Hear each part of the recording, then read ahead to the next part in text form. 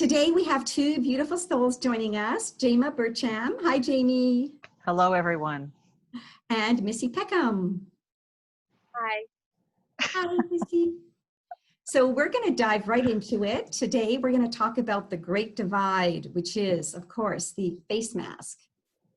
And I mean, there's so many places to start. I'm not really sure where to start, but maybe one of the things that's, deep in my heart right now is that obviously there's a very big divide happening right now where, it's divided into these two camps, where one camp is thinking that, they're being heroes by wearing masks because they could be carrying a deadly disease that could be killing others. And so they're, wearing this mask, to not kill others.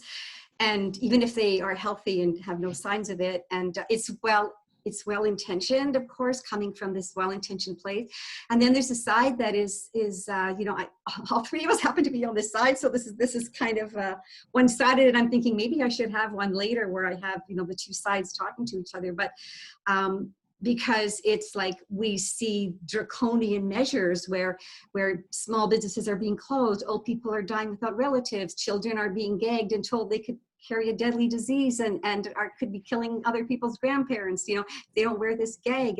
And actually the whole thing about children is a separate show in itself because it's so huge about how this is traumatizing children.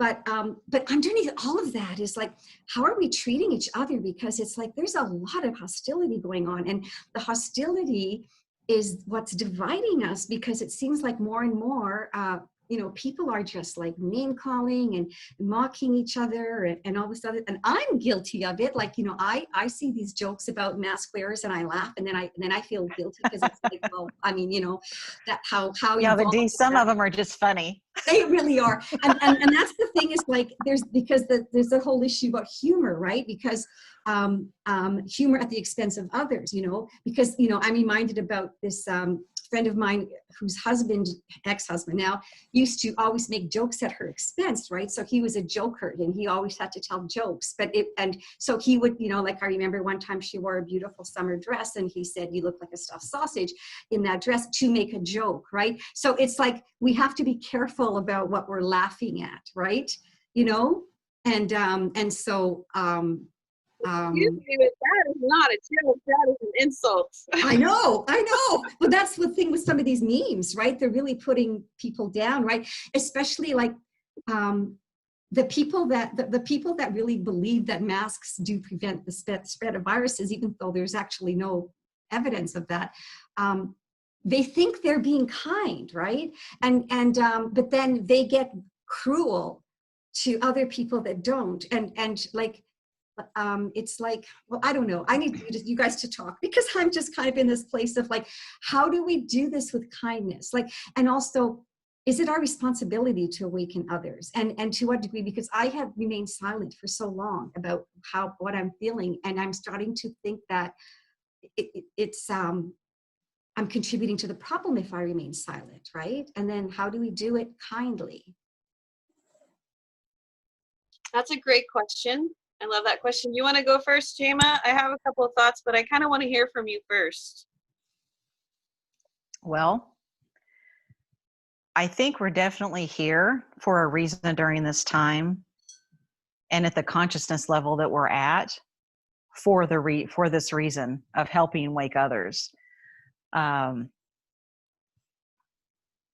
think humor is good.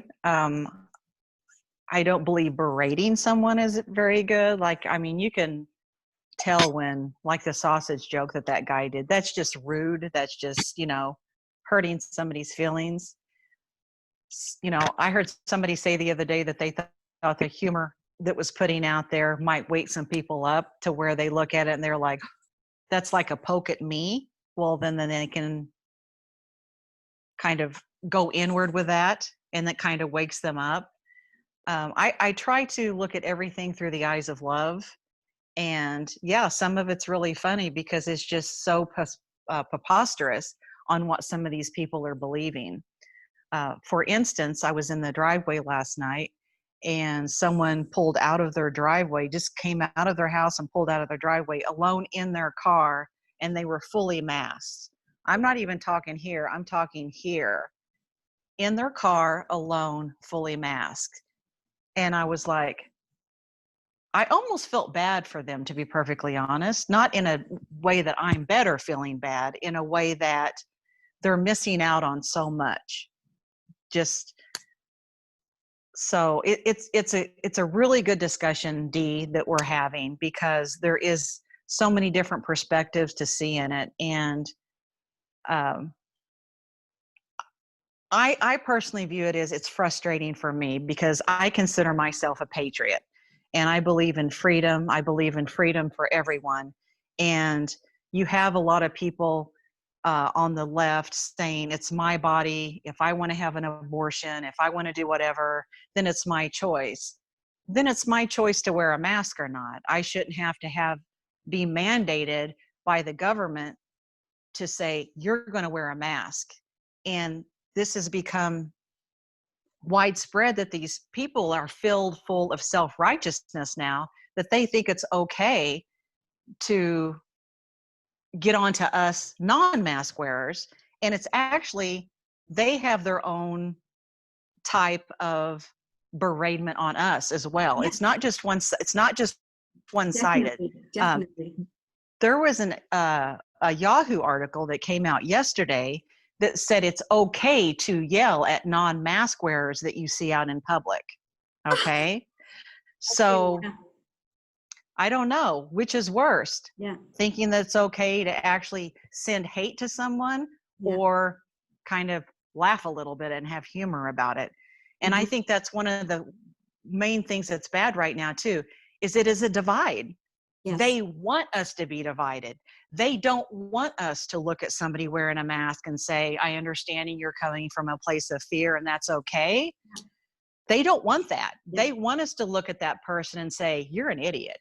Yeah. You know what I mean? They want them to look at us and say, you don't care about anybody but yourself.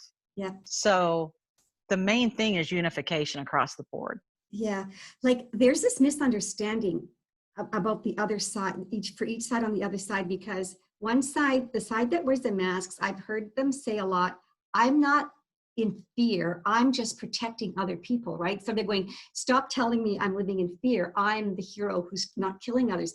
And then the other side is saying, you think I'm not wearing a mask because I have my rights. I'm not wearing a mask because I'm not supporting the tyranny and the draconian measures that are destroying our society for our children. And they go like, that's why I'm not wearing the mask, because I'm not wearing the mask because there's no proof of it, that it works. And they're fudging numbers and all that other stuff that you hear. They're trying to force us to think there's a pandemic. Where's all the dead bodies? How come the homeless aren't all dead on the streets? You know, it's like, so like, it's like, I'm not wearing a mask, not because I'm, you know, being all like, I can do whatever I want. You can't tell me what to do, you know, it's because we are conforming and allowing we're submitting to draconian measures that are causing a tyrannical world. And that's so that's where those two sides are not understanding the other side, right? The virus is conformity. Yeah. That's the virus.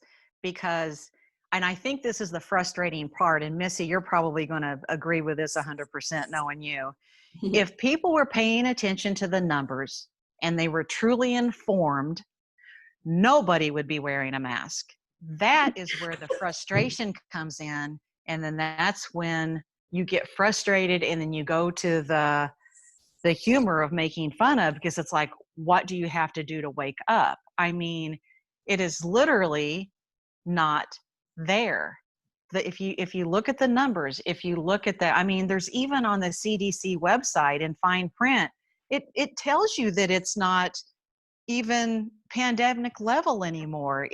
You have to see past that. And I don't know if people just don't know where to go look, or I don't know. It's very confusing for me. It really is. But yeah, so go ahead, Missi. I think that you both need to wear a mask, and you're selfish if you don't wear a mask. That's what I think.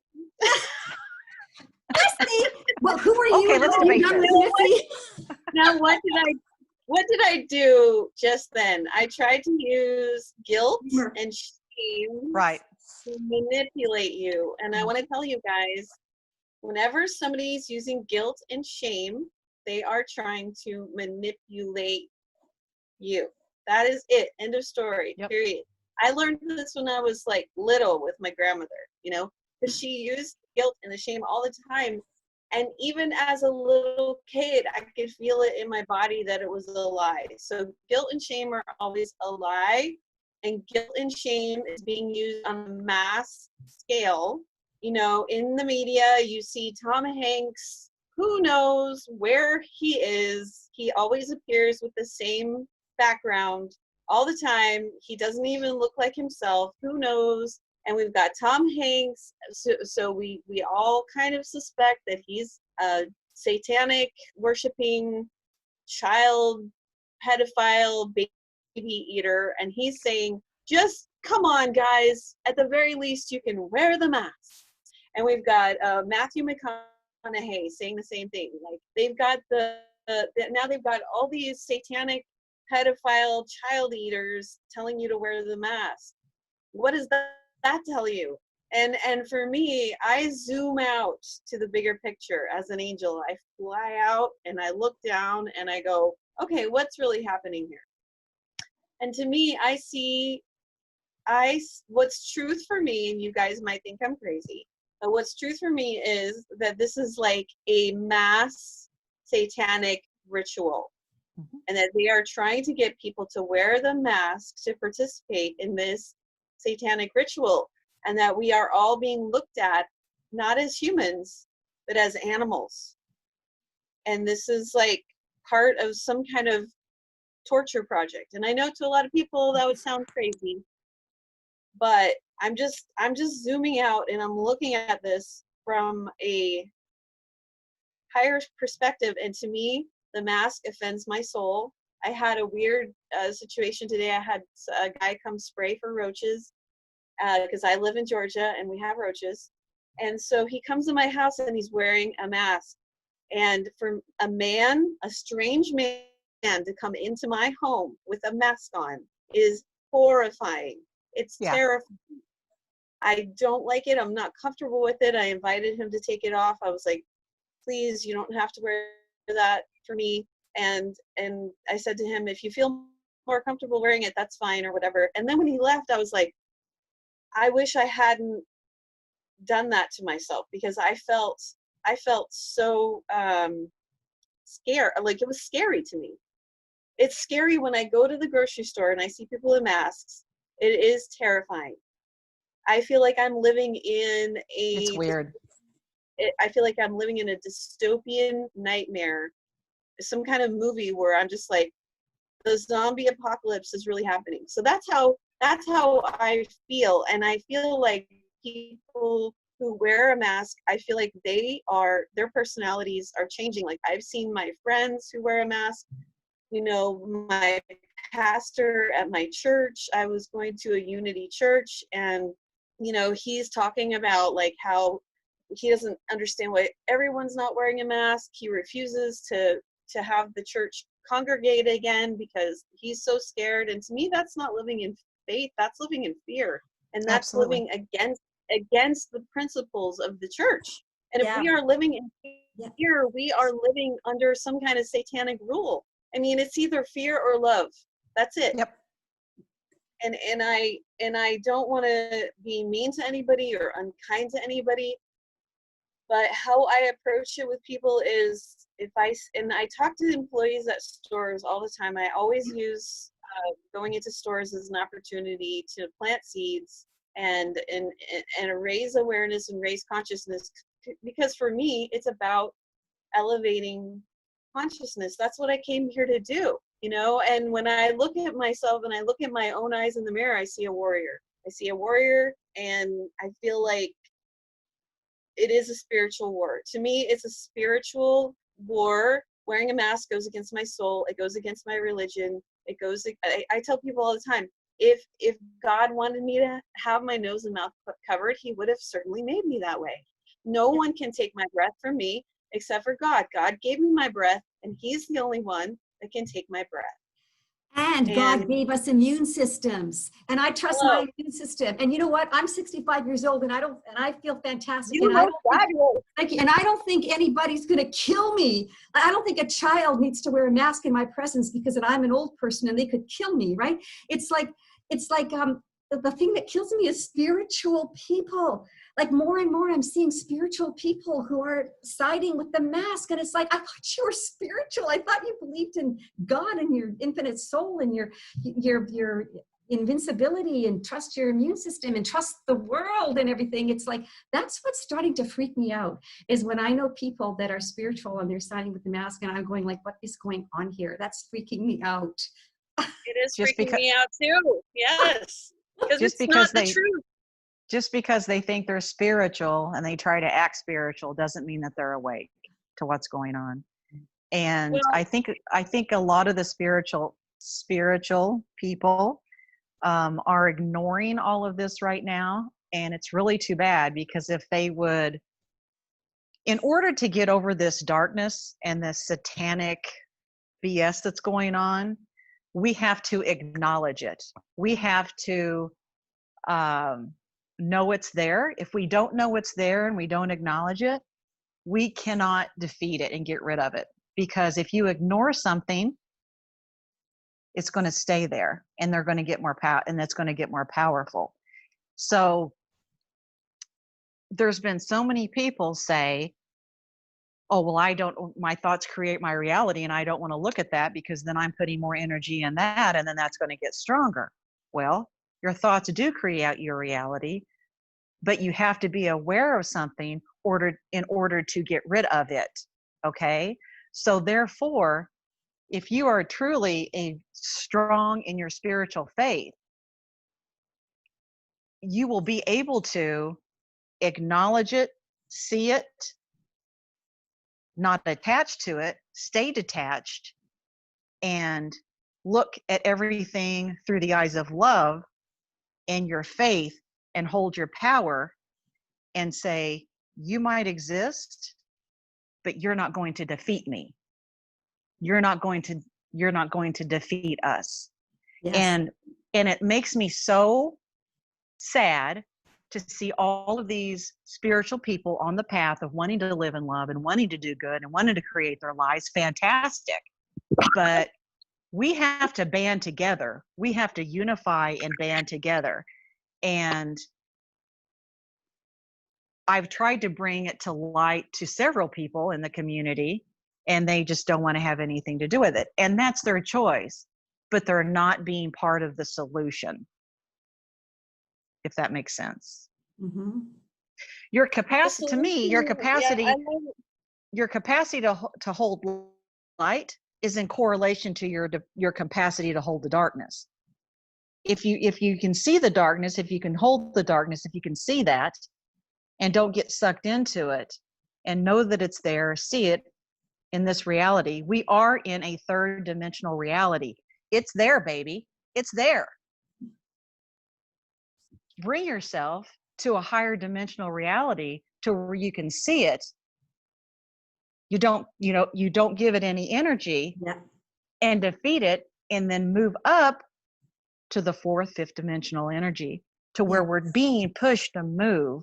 But all of these people that are staying in that third dimensional level and ignoring it, they're actually doing themselves a disservice by not moving up that dimensional path. Mm-hmm. Because there's a big difference between seeing something happening, like, okay, I'm seeing that these draconian measures are being enforced, on the world, and bang, bang, bang. How fast did that lockdown happen? Bang, all of a sudden in March, everything was shut down, right? So the difference between seeing what's happening and aligning with their vision, because it's like, they're going down, there's too many people who have too much light, and they're going down and they know it, and they're just grasping at straws at this point. They're trying to force these numbers. It's ridiculous. And like, and how many doctors, and scientists and people are being suppressed from stating their opinion. So they're incriminating themselves. The people that own the media and are pushing one narrative are incriminating themselves because they're not allowing other people's opinions. And that's why, like, I think a lot of these mask wearers, they only listen to mainstream media. And I think that's that's how you're plugged into the matrix. You're plugged into the matrix by plugging into and not listening to other sources, and all the sources that are being censored, right? And that are not being, they're being shut, or they're being mocked. See, there's again comes the mockery. You know, it's like, okay, if you, if you're so stupid and so selfish that you're not going to wear a mask, and meanwhile, those stupid, selfish people are not submitting to a tyranny, is what they're doing. Right. And the mask wearers have no idea what the non-mask wearers are actually doing for their freedom. We're standing up for you and your rights because and your children's future. Right? Because you're not being strong enough to say, you know what? If I want to go somewhere without a mask on, I'm a free and sovereign being. I'm going to do it. Yeah. It's right. We're fighting for you guys. You brought up a good point, Dee, and that's the children. So one of the things that I like to ask people is, well, how long would you like to wear the mask? Like, do you see your children growing up with a mask? Do you see your children, like if your child's 2 years old, do you see your child graduating from high school in a mask? Is that the type of future world that you want to create for your child? Is that we're all just walking around in a mask all the time? Is that what you're comfortable with? Because if you're acquiescing to it now, that's the future you're going to be creating for your children. Yeah. So when does it stop? When does it end? Because they think that it's temporary, you know, they think that it's going to go back to normal, you know, if they... Yeah, but I like to remind people that when this first started, everyone was saying, the news was saying, oh, let's just do it until we flatten the curve. It's only going to be a few weeks. 2 weeks. It's only going to be a couple of weeks. And here we are, 6 months later? Yeah. And just now, after 5 or 6 months of lockdown, just now, they're making masks mandatory, and no one sees this as some kind. No one sees this for what it is. It's nefarious. It's draconian. It's ridiculous. I'm angry. The virus can't even live. What is it? Over 78 degrees, and no virus can live over 93 degrees. And we're in the middle of summer. That's why they're talking about cases, not deaths, because there are no deaths. Yeah, and the cases the cases they're reporting even includes the common cold, because that is part of the family of a standard coronavirus. That's what's frustrating. It's like, who's not looking at this? And then you get frustrated. I get frustrated at the businesses, and it's not a law. It's a mandate. It's not a law. It's like people don't really know how laws are made. My ex-husband called me last night, absolutely furious. He had went to a local gas station here and went in, handed him a 20 to get gas, and she said, you need to put your mask on before I take your money. And he was like, I don't wear a mask, just take my $20. I'm going to go out here and pump gas outside.